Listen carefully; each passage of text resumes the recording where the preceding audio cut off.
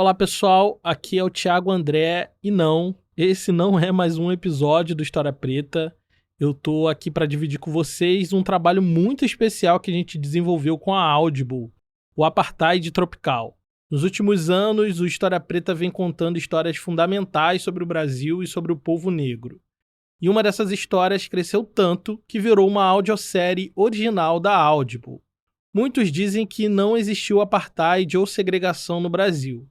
Mas em Apartheid Tropical eu te mostro como o Brasil usou suas leis para impedir o progresso da população negra. Como, após a abolição da escravatura, o Estado brasileiro escondeu em suas leis mecanismos sofisticados de segregação racial com o objetivo de eliminar a população negra do país. Até hoje, esse conteúdo estava disponível exclusivo lá na Audible, só para assinantes.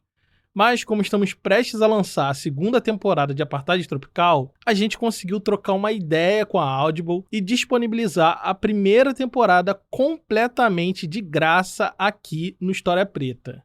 Espero que você goste desse conteúdo, que é fruto de muita pesquisa e trabalho coletivo. E se prepare, em poucas semanas sai a segunda temporada do Apartheid Tropical, exclusivo lá na Audible, o serviço de audiolivros da Amazon. Vai lá conferir, dá para testar a plataforma de graça e maratonar todo o nosso conteúdo e muito mais.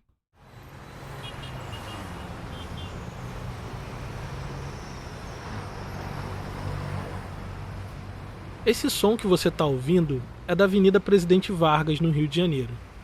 Ela corta a cidade, unindo o bairro da Cidade Nova ao centro. E eu estava ali a caminho do meu destino de pesquisa, que era o Arquivo Nacional, que fica a poucos metros à frente.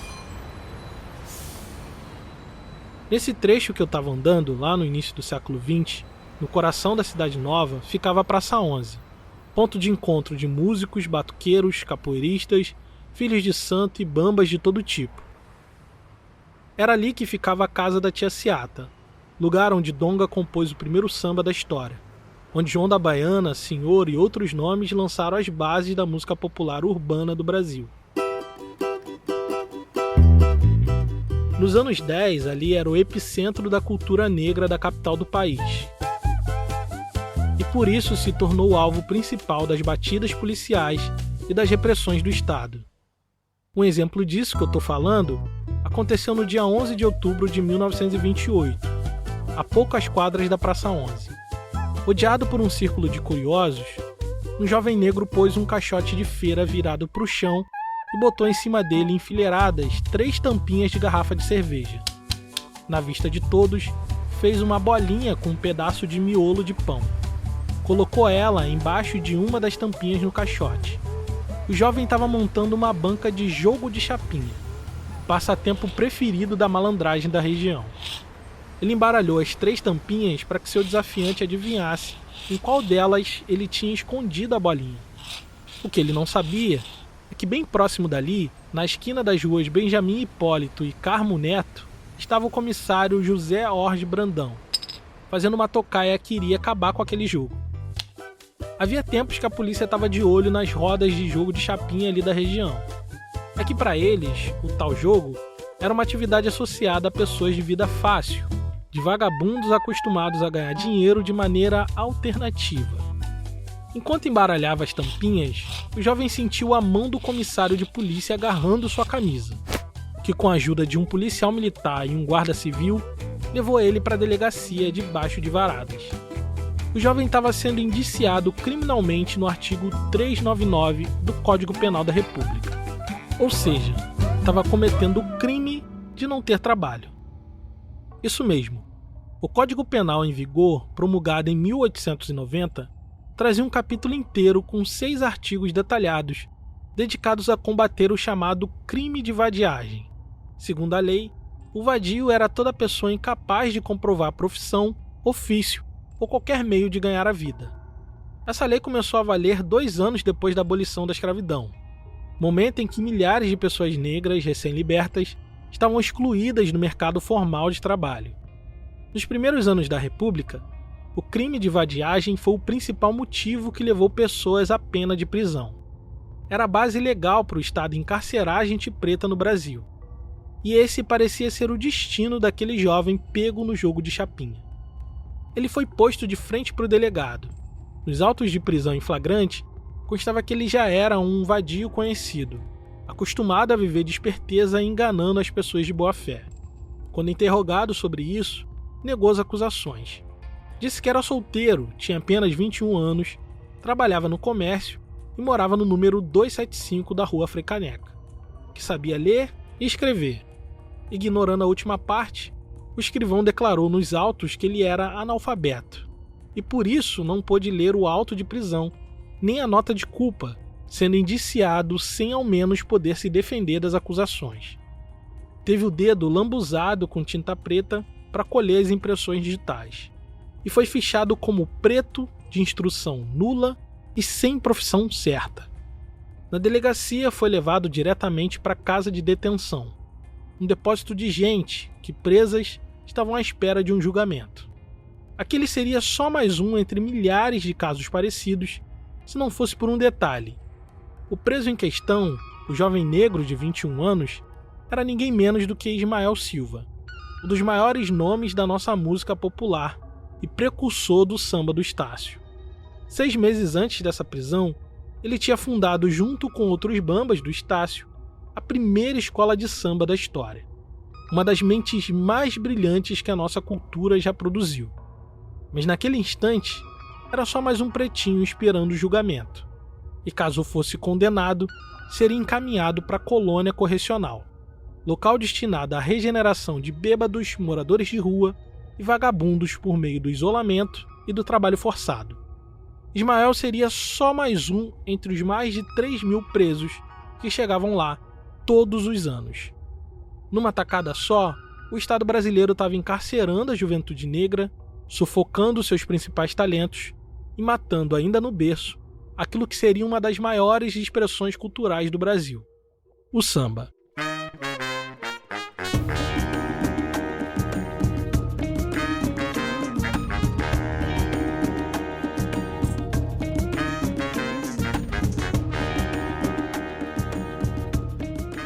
Meu nome é Thiago André e você está ouvindo Apartheid Tropical, um original Audible. Episódio 3, Prendam os Vadios. Quando passei próximo ao local onde Ismael Silva foi preso naquele 11 de outubro de 28, eu na verdade estava a caminho do Arquivo Nacional. Boa tarde. Então, eu queria saber como é que eu faço para fazer pesquisa nos arquivos. Sim, só fala com as meninas ali, ó. Tá. O Arquivo Nacional fica de frente para a Praça da República, no Rio de Janeiro, e é o principal responsável pela guarda do patrimônio documental do país. Aqui estão reunidos e catalogados milhões de documentos escritos, fotografias e vídeos que fazem parte da nossa história. Eu, no caso, estava ali porque queria consultar a íntegra de alguns processos sobre o crime de vadiagem na Primeira República. Isso, não no distrito policial. Valeu, meu querido. Obrigado. Quando comecei minha jornada na pesquisa desse tema, eu percebi que estava diante de um fenômeno criminal bem volumoso. As pretorias criminais, que eram tipo tribunais, chegavam a julgar quase 300 casos de vadiagem por ano. Isso só em uma pretoria. O Rio de Janeiro tinha 8, ou seja, por ano quase 3.000 pessoas, em sua grande maioria negras, eram processadas pelo crime de vadiagem só na capital federal. Para entender a grandeza desses números, eu fui atrás de saber qual era o tamanho da população negra no Rio de Janeiro no período. Mas consultando o Censo Municipal de 1906 e o Censo Nacional de 1920, percebi que não foram levantados dados sobre cor e raça da população. Silenciar sobre a composição racial da nação era mais uma maneira de construir uma imagem de um país de harmonia racial. Mas, de qualquer forma, 3.000 pessoas eram processadas todos os anos pelo crime de vadiagem na cidade. Esse é um número expressivo, impressionante. Mas uma coisa não saía da minha cabeça. Quem eram essas pessoas? Quais são os seus nomes? Em que circunstâncias foram presos? Será que saíram da cadeia? Será que tinham família?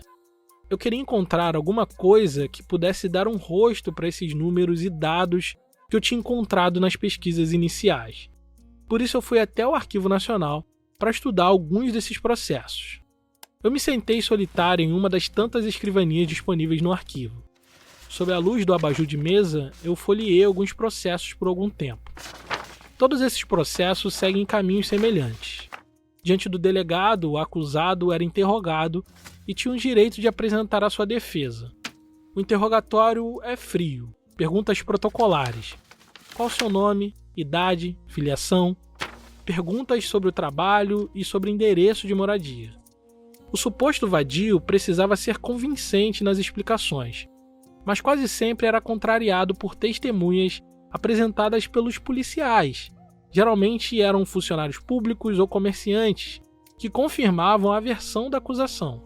Ou seja, a palavra do policial e das testemunhas eram as únicas provas apresentadas diante do juiz.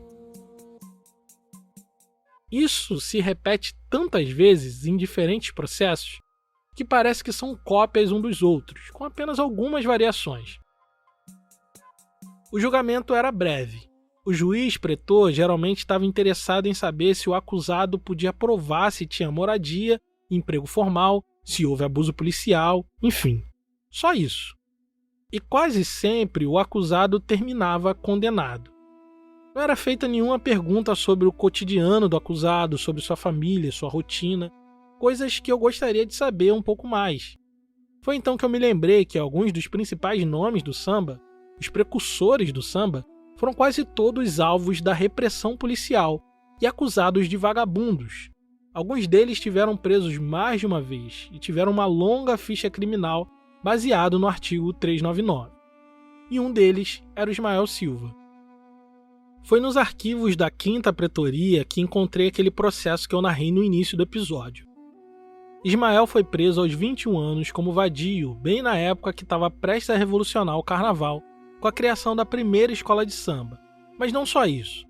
Ele e seus companheiros também criaram um novo jeito de tocar que transformaria o samba para sempre. Passei algumas horas ali, folheando e registrando os processos dos principais nomes do samba, enquanto eu pensava nessa loucura que é o Brasil. Hoje o samba é um dos principais símbolos da brasilidade. O nosso maior orgulho é a síntese máxima do espírito brasileiro, festivo, alegre, cordial. Mas ao mesmo tempo é impossível entender e estudar a história do samba e dos sambistas sem recorrer aos documentos policiais e aos processos criminais. É ali que estão os nomes, a idade, a cor da pele de quem inventou o samba. É a festa e a tragédia juntas na mesma página. Esse tipo de ambiguidade complexa é típico do nosso apartheid tropical.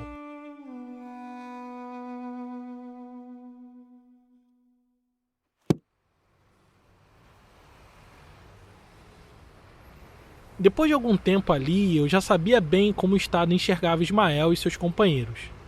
Agora eu precisava saber o que as ruas tinham para dizer sobre Ismael e seus companheiros. Por isso eu deixei o Arquivo Nacional e caminhei mais um pouco até o centro do Rio. Era sexta-feira, dia que as ruas ficam mais agitadas, e eu tinha um compromisso de pesquisa marcado na mesa de um bar, na Rua do Mercado, no centro. Fala, professor. Opa, tudo bom? Como é que você tá, cara? Tudo bem? Tranquilo. Chegou agora? Meu encontro era com Luiz Antônio Simas, pesquisador de cultura popular do Rio de Janeiro, professor de história, além de autor, junto com Ney Lopes, do Dicionário da História Social do Samba. Aqui, ó. Já tá aberto lá, né? Vamos conversar com ele. Vamos lá. Era 11 e pouca da manhã. O bar estava abrindo. Por isso, pode ser que você ouça o pessoal descarregando algumas caixas de cerveja. A gente sentou numa mesa afastada para conversar um pouco sobre os sambistas do Estácio, principalmente sobre Ismael Silva. Porque se você quiser estudar o samba do Estácio, eu lembro que eu peguei muita coisa do Estácio na época que eu estava escrevendo com o meu mestre Ney Lopes o Dicionário da História Social do Samba. A gente ficou 7, 8 anos nesse trabalho, né? E eu peguei muita coisa da história ali do Estácio e tal. Cara, você só estuda o samba do Estácio se você for para a polícia. Porque quem produziu memória desses caras foi delegacia. Era todo mundo fichado. surreal, né? É surreal. Isso mal comparando, olha que maluquice, quando você quer estudar, eu escrevi um livro chamado Umbandas. É curioso, porque quando eu fui estudar o que nos arquivos chamam de feitiçaria, né, indígena africana lá atrás, o documento que você tem é o Santo Ofício da Inquisição. Era a Inquisição que processava os caras, processava as mulheres como feiticeiras, hereges. Então você tem que ir para o Santo Ofício para ver como é que era o processo.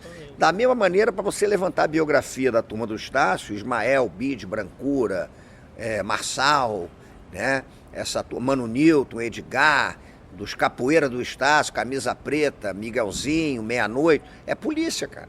Quem produziu esse documento foi a polícia.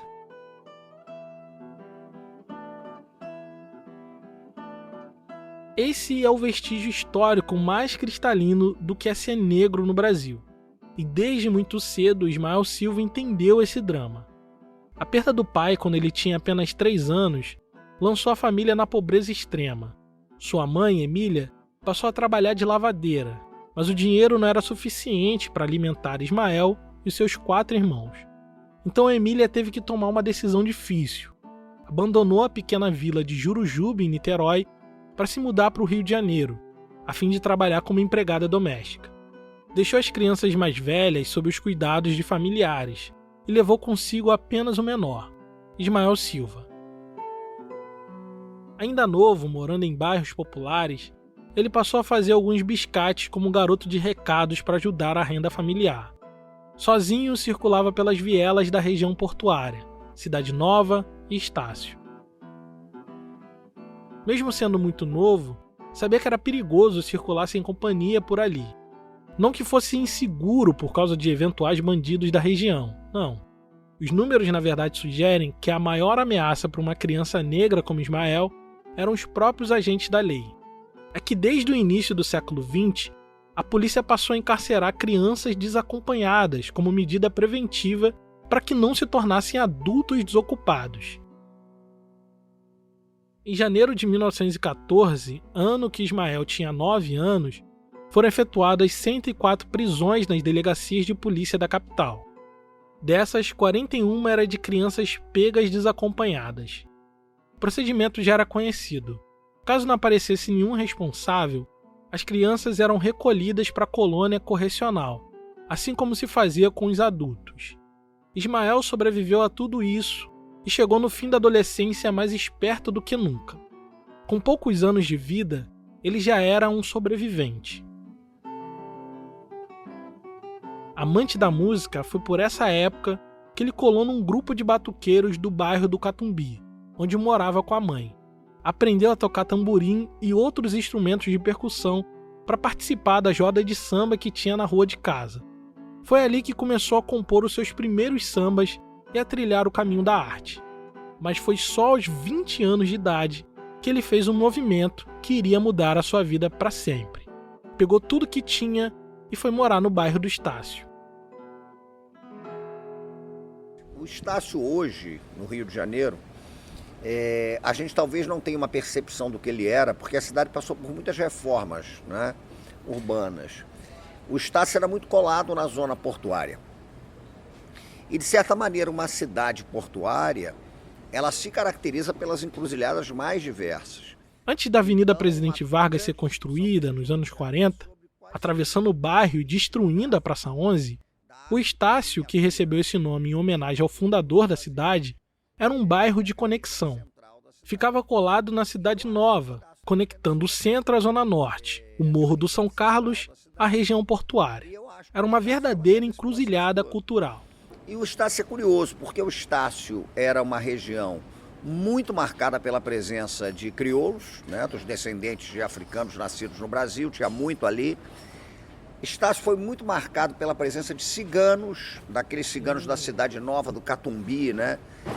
A centralidade cigana era muito grande, tanto que o João da Baiana, que é o grande pandeirista do samba, quando perguntaram para ele de onde vem aquele pandeiro do samba dele, ele falava que ouviu muito os ciganos da Praça 11, os ciganos que tocavam pandeiro na Cidade Nova. Então tem uma questão cigana ali. Tinha muito judeu pobre, sobretudo as polacas, né? As meninas judaicas que eram vendidas como prostitutas pelas ilhas Magdal e tal, então tinha aquela região da zona do mangue. Você vê muito no Estácio a presença de português pobre, aquele português fudido, e de certa forma o Estácio misturava tudo isso. No livro As Titias da Folia, o Simas escreveu uma definição sobre a composição populacional do Morro do São Carlos, que fica no bairro do Estácio, que eu considero esclarecedora. Eu vou ler aqui para vocês. Repleto de ambulantes e empregadas domésticas, feirantes, peixeiros, caçadores de rato, condutores de bonde, prostitutas do mangue, rufiões, gigolôs, jogadores de chapinha, apostadores de ronda, o jogo de baralho predileto da malandragem carioca, anotadores do bicho, vendedores de maconha, a popular erva do norte, capoeiras, mães de santo, ogãs, pequenos funcionários públicos.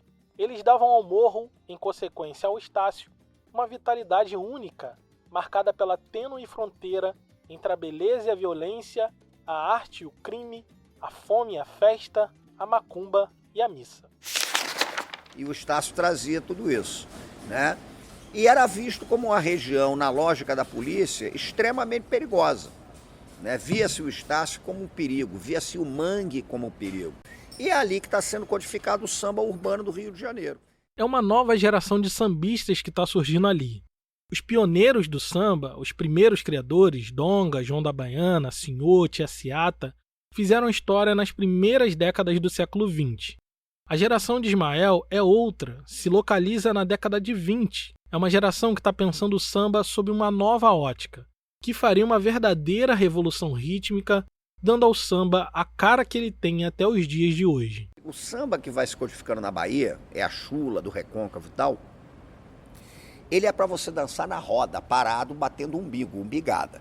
Então seria, mal comparando, um samba, seria um tac tac tac tac tac tac tac tac tac tac tac tac, que aqui no Rio se aproxima do machixe e tal. Pelo telefone, o primeiro samba gravado da história, a composição de Donga, Tia Ciata, entre outros, bebe diretamente dessa tradição do samba de roda baiano, que no Rio de Janeiro se misturou com o machixe, outro gênero musical popular. Essa turma do Estácio, ela está muito interessada na popularização do carnaval, que também era disputado. Você tinha uma elite querendo o carnaval de Veneza, aquela porra, todos os caras estão na rua. Eles tinham inclusive um bloco chamado União Faz a Força. E é uma turma genial, que é uma garotada que repara que esse samba baiano, ele é muito bom para dançar em roda, mas ele não é bom para você caminhar, né? Para você, cortejo. E o carnaval, o bloco de carnaval é um cortejo. Então é uma turma que começa a perceber que ao invés do tac tac tac tac, para você caminhar em cortejo seria mais interessante você fazer o tac tac tururu tac tac tac tac tac tac tururu tac tac tac tac tac. Você brinca com a síncope do samba, né? Porque se você pensa no samba como um binário, tum tum, o contratempo e o tempo, pensar em dois surdos de escola de samba, um pergunta, tu responde, tum tum tum tum. O babado do samba é como é que você vai preencher o vazio que existe entre uma pancada e outra. É ali que acontece. E aí você pode preencher de inúmeras maneiras. Enquanto os baianos preenchem com tac tac darac dac, a turma do Estácio preenche com tac tac tararidac tac tac durac dac tac tururudac tac tac durac dac, o que o Ismael chamava de bumbum paticumbum pro gurundu, que é aquele samba de cortejo, né, de você caminhar. E esse é o babado. E é o samba que esses caras estão fazendo. Isso tudo está acontecendo em dois botequins ali do Estácio, o Bar do Apolo e o Café do Compadre, pontos de convergência da malandragem da região do Mangue.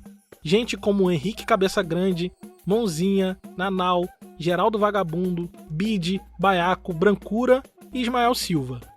No meio deles tinha bombeiro hidráulico, feirante, ilustrador de móveis, torneiro mecânico e sapateiro. Mas a grande maioria vivia mesmo era de pequenos bicos e trabalhos informais. Quase todos eles se definiam orgulhosamente como malandro. E não via nisso nenhum demérito. Na visão deles, a malandragem era uma maneira de não ceder à estrutura racista que predestinava negros e pardos à pobreza, à mendicância e ao desemprego. Não à toa, quase todos eles, em algum momento da vida, foram presos acusados pelo crime de vadiagem. Veja bem, boa parte deles tinha emprego regular, mas isso não era impeditivo para que pelo menos fossem encaminhados à delegacia sob a suspeita de ser vagabundo, de não ter trabalho. Essa é uma característica muito própria do racismo à brasileira, do apartheid tropical. Esse direito costumeiro das ruas, do guarda da esquina, que usa do aparato legal ancorado em pressupostos racistas. Para entender isso melhor, eu conversei através de uma videochamada com o Thiago Amparo. Me escuta? Consigo ouvir. Beleza. Além de professor de Direito Internacional da Fundação Getúlio Vargas, Thiago é especialista em Direito Constitucional e possui pesquisas sobre a Constituição dos Estados Unidos, África do Sul e Brasil. Depois da abolição, o presente que os negros tiveram no Brasil depois da abolição não foi um projeto de inclusão, foi uma lei penal, foi o Código Penal. E aí esse Código Penal, ele não precisava falar, olha, aqui se aplica só para negros. Inclusive, existia uma vertente do racismo científico, supostamente científico, um eugenista, que advogava expressamente por um direito penal separado, na verdade. Mas você não precisava estabelecer um direito penal separado, porque você criava alguns tipos penais que interessavam especificamente pessoas mais pobres, pessoas negras. O Brasil não estava inovando quando decidiu criar uma lei para criminalizar a vadiagem. Outros países já tinham feito isso antes. Nos Estados Unidos, por exemplo, desde o século XVIII, tinha legislação para coibir a vadiagem, num contexto de crescente pobreza e ameaça à propriedade privada. Inglaterra, França e Holanda também criaram suas próprias leis para se prevenir dos excluídos sociais que não conseguiam se inserir na sociedade moderna criada pela Revolução Industrial. Mas no Brasil, a discussão sobre vadiagem aparece com força apenas depois do 13 de maio de 1888, no contexto da abolição da escravidão. E isso tinha um motivo. O negro liberto, antes visto como mercadoria, tinha se tornado cidadão com direitos iguais a qualquer branco do país. Mas o pensamento hegemônico nas classes dirigentes, orientados por teorias do racismo científico, postulava que o negro era incapaz de viver em sociedade, pois a sua tendência natural seria o ócio, a imoralidade e a criminalidade. Portanto, diziam nossos legisladores que o Brasil precisava de um dispositivo legal que pudesse normatizar e disciplinar a população negra para obrigar eles ao trabalho. Ainda que não tenha na letra fria da lei que esses artigos são válidos somente para pessoas negras, eles foram pensados e debatidos num contexto de libertação dos escravos. Foi pensado desde o seu início para aplicar às pessoas negras e pobres.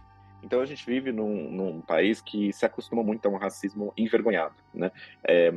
Que é um racismo muito cruel, mas um racismo envergonhado, né? De que a gente tenta finge essa áurea de todos nós somos iguais perante a lei, mas que na verdade ela perpetua desigualdades e muitas vezes por meio de sutilezas que na verdade na pele de pessoas negras não são profundamente brutais.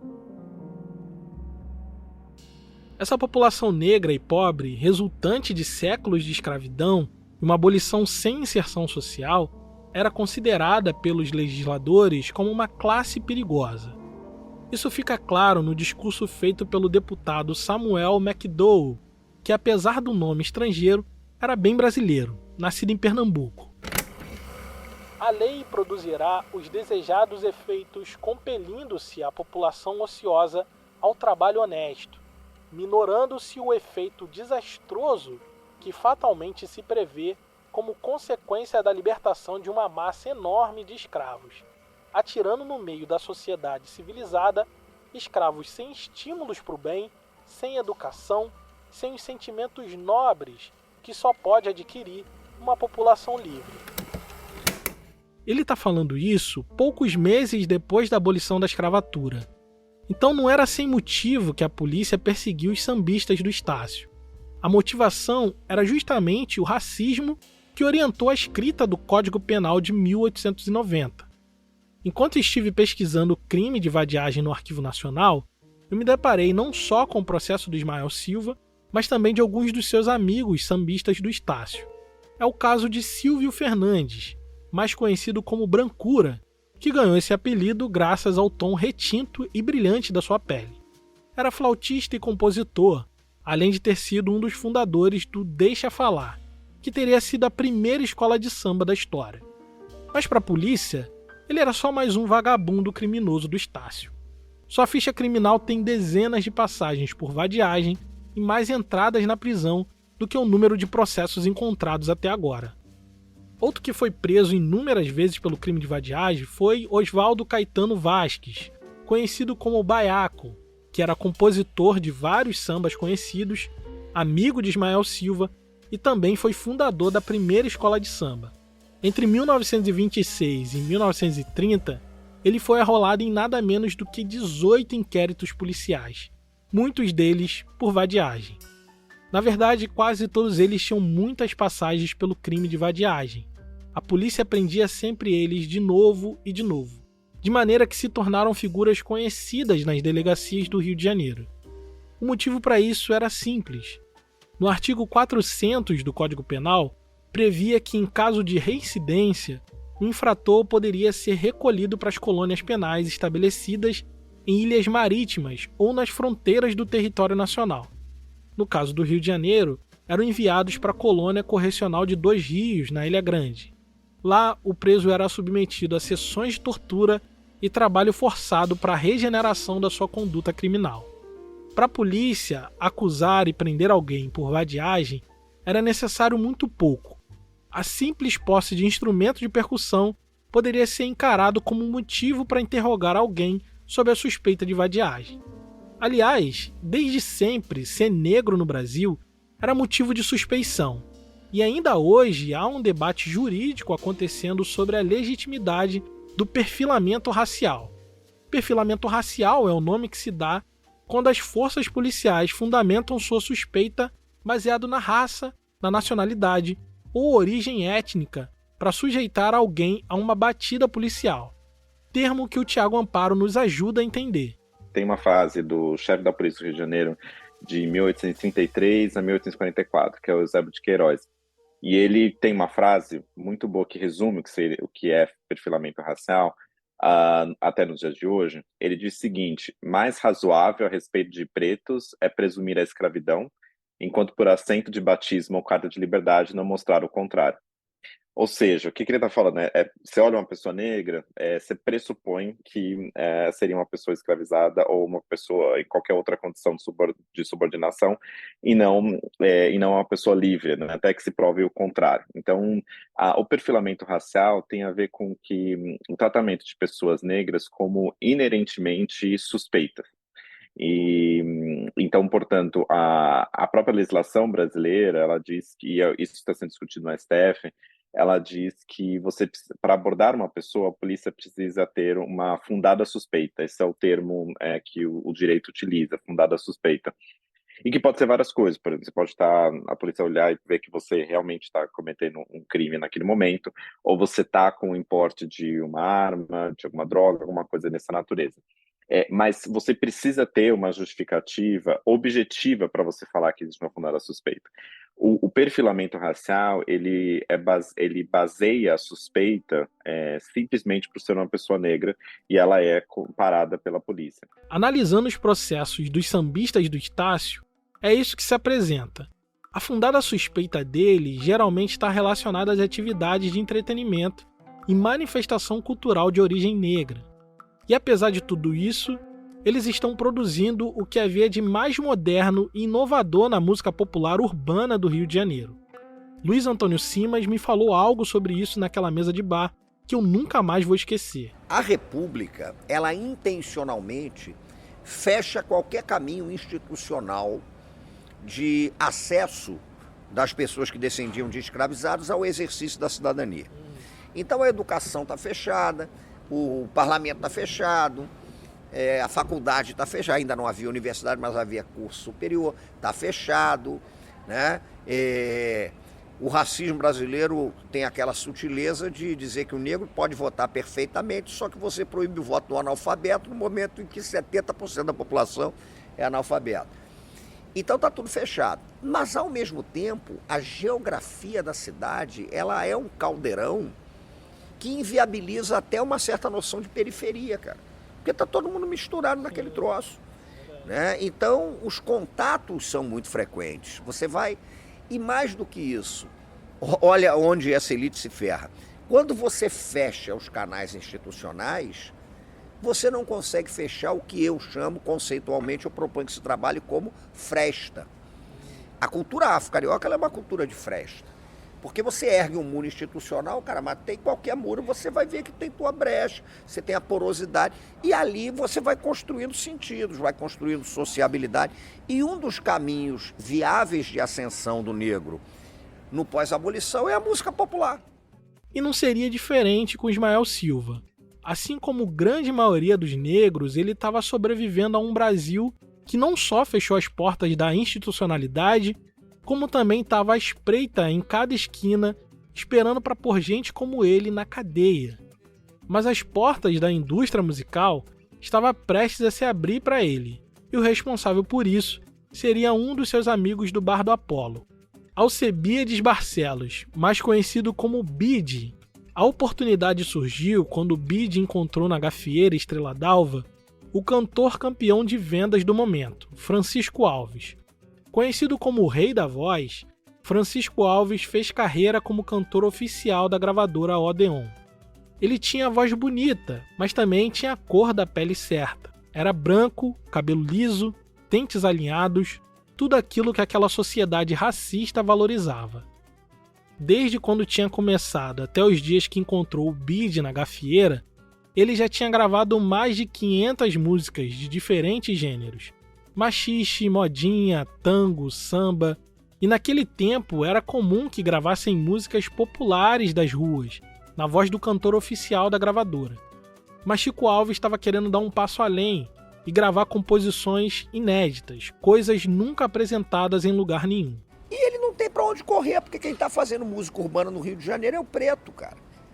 Né? Quando fala assim, o Francisco Alves foi lá porque ele reparou, não é que tenha reparado. Se você vai se lançar no mercado da música popular no Rio de Janeiro, você necessariamente vai recorrer ao preto, cara. Não tem para onde você fugir. Ismael Silva soube de Bide que Francisco Alves estava comprando sambas para um disco novo que iria lançar. Mas assim, era samba comprado. Chico Alves, o cara branco, iria gravar os sambas de Ismael e Bide e assinar como compositor das canções. E ninguém saberia que foram eles que criaram aquelas músicas. Ismael, que vivia na Pindaíba, sem dinheiro, tentando sobreviver ao Brasil, não pensou duas vezes. Vendeu uma das suas composições mais lindas, o samba chamado Me Faz Carinhos. E que eu acho que a gente tem que rever também essa situação. Porque vendia samba, a gente tem que entender o imaginário da época. O Wilson Batista, por exemplo, ele nunca teve o menor problema em vender samba. Caso você não saiba, Wilson Batista seria um sambista e compositor da geração seguinte a de Ismael, na década de 30. Um negro do interior que chega no Rio, ferrado. Aí quando falava, rapaz, você vendia a sua criação, ele falou, olha só, o padeiro vende o quê? Pão. Porque essa concepção de meter o pau, por exemplo, no cara que vendia samba e no cara que comprava, é muito branca também, cara. Porque tu do lado de fora, porra, tu pode tirar essa onda, não, porque eu sou um criador. Pô, o cara na década de 20, meu irmão, a polícia em cima do cara fungando no cangote, né? Era brabo. Você tinha muito sambista que dizia, cara, se eu assino, sobra pra mim. Então, às vezes, é mais negócio eu vender. E o Wilson Batista dizia, eu vendia mesmo, porque era a forma de eu ganhar dinheiro. E ainda falava uma coisa, eu vendia os que eu não gostava. Quando era bom, eu assinava. E foi nesse contexto que aconteceu aquela abordagem que contei no início do episódio. Quando Ismael Silva viu pela primeira vez uma oportunidade de se manter através da arte, sentiu as mãos de alguém puxando seu corpo pelo cangote da blusa. Quando se deu conta, estava sendo espancado por um policial militar e um guarda civil na presença do comissário de polícia. Daí para frente, os policiais seguiram um rito comum em quase todos os casos. Levaram na presença de um delegado com 2 funcionários públicos como testemunha, colheu as digitais, registrou que tinha passagem por vadiagem e lançou ele na casa de detenção à espera de um julgamento. Caso fosse condenado, seria encaminhado para a colônia correcional de 2 Rios, na Ilha Grande. E por ser reincidente, pegaria pena máxima de 2 anos em regime fechado, com direito à violência física por parte dos guardas e reeducação através do trabalho forçado. Porém, as péssimas condições de higiene e alimentação ajudavam a espalhar tuberculose, sífilis e disenteria, que costumavam levar os presos a óbito em poucos meses de internação. Ser condenado à colônia de 2 Rios era um atestado de morte. Logo agora que os caminhos estavam se abrindo para Ismael Silva. Que outra chance teria na vida se não fosse como compositor anônimo do maior expoente da música popular nacional? Isso tudo estava acontecendo bem no momento em que ele e seus amigos estavam prestes a apresentar a maior inovação para o carnaval de rua do Rio de Janeiro, a primeira escola de samba da história. Mas o escrivão, propositalmente, registrou ele como analfabeto para não lhe dar o direito de ler o seu processo e limitar a sua defesa. Diante do juiz, Ismael Silva conseguiu comprovar que sabia ler e escrever, quando assinou um interrogatório com caligrafia firme. Protestou por não ter tido acesso ao inquérito que lhe acusava, e o juiz deu a ele o prazo previsto em lei para apresentar uma defesa por escrito. Pediu para ser representado por Venceslau Barcelos, advogado já conhecido por sua atuação em defesa das vítimas de perseguição e abusos policiais no Distrito Federal. O advogado conseguiu convencer a promotoria a conceder uma segunda chance para Ismael Silva, com a condição de que ele arrumasse um trabalho formal em até 15 dias. Por muito pouco mesmo, o Brasil não perdeu um dos seus maiores gênios da música e ficou sem uma das expressões culturais mais importantes do nosso carnaval, as escolas de samba. No dia 5 de fevereiro de 1929, 4 dias antes do carnaval, Ismael Silva conseguiu sua liberdade de volta. Pouco mais de um ano depois, um carro brilhante parou bruscamente em frente ao Bar do Apolo, local de reunião da malandragem do Estácio. De dentro dele saiu uma figura improvável, de cabelo perfeitamente penteado, exalando o cheiro de loção pós-barba e exibindo um rosto de garoto propaganda. Francisco Alves, o rei da voz, saiu do seu carro e entrou no botequim. De pé, o maior astro nacional da música perguntou se alguém conhecia Ismael Silva. Do fundo do bar, bebericando um copo, saiu Ismael vestindo um terno de linho perfeitamente alinhado e um sapato bicolor. Há 2 anos, Chico Alves tinha gravado alguns de seus sambas por intermédio de Bide, outro sambista do Estácio. Os sambas foram comprados e saíram no disco assinado somente por Chico Alves. Ninguém sabia ainda que aqueles sambas que o Brasil tanto amava, cantados por Chico, na verdade era a criação de um neguinho do Estácio, com uma longa ficha policial por crime de vadiagem. Francisco Alves estava ali 2 anos depois para comprar mais sambas do Ismael Silva. Eles foram para fora e na calçada, Ismael enfileirou uma dezena de composições de novos sambas, acompanhado pelo violão de Francisco Alves. Impressionado, o astro dos discos disse que pagaria bem por todos eles. Ismael aceitou, mas dessa vez o acordo saiu diferente. Em todos os sambas, o nome do Francisco Alves estaria apenas como coautor, e Ismael Silva também seria acreditado como compositor. E é uma negociação, cara.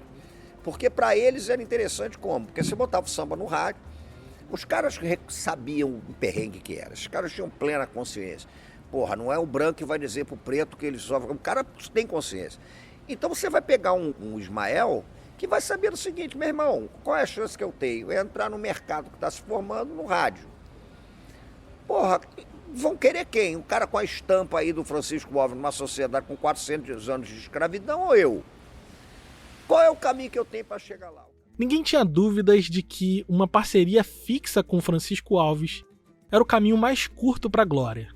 Dali para frente, todos os discos do maior nome da música saíam com composições de Ismael Silva e outros nomes do Estácio. De um jeito ou de outro, através de Chico Alves, Ismael Silva conseguiu introduzir no Brasil, pela ampla difusão nos discos e na rádio, um gênero musical essencialmente produzido por pessoas marginais da sociedade republicana. Marginal no seu sentido mais literal, aquele que foi posto à margem da sociedade.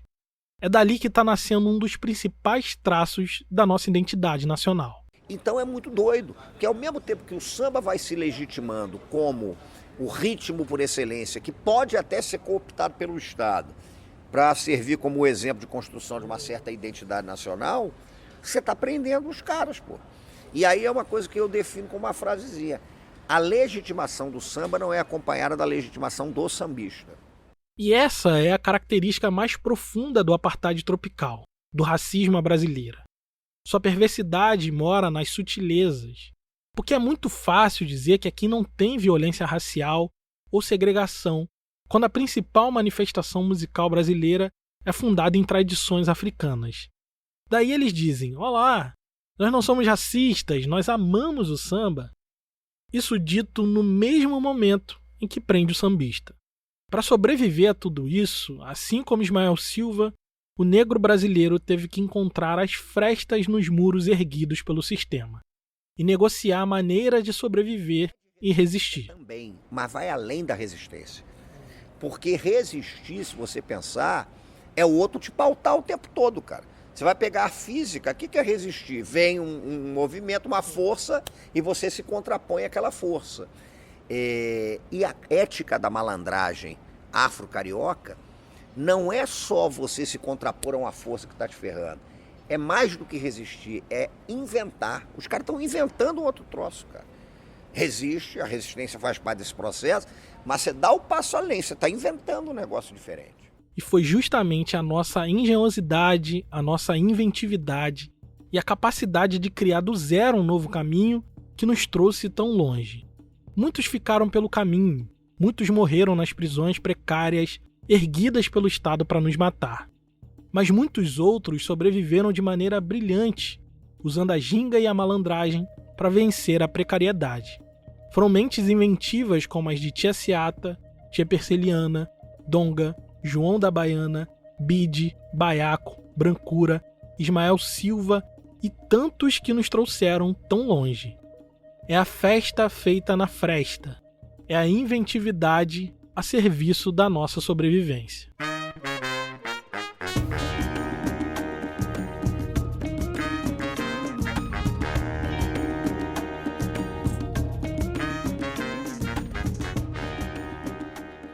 E no próximo episódio, o Estado brasileiro põe em curso seu projeto de branqueamento racial.